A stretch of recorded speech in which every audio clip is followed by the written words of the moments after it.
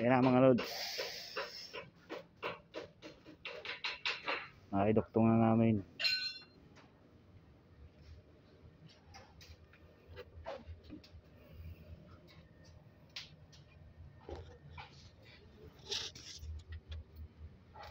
Yan mga lods. Nag-one passenger na lang mga lods. Ayan po yung naghanap ng asawa.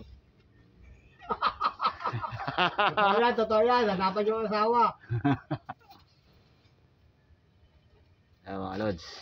Eh, hindi na yung duktungan. Ang kalye.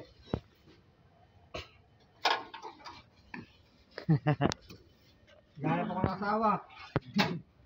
Hanap ng asawa.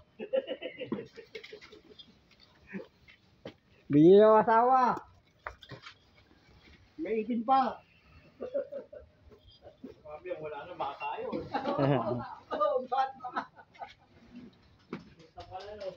Kaya pala itinanggal namin sa gitna.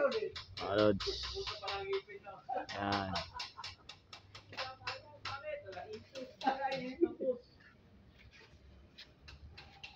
Mahirap yung puro gilagid na.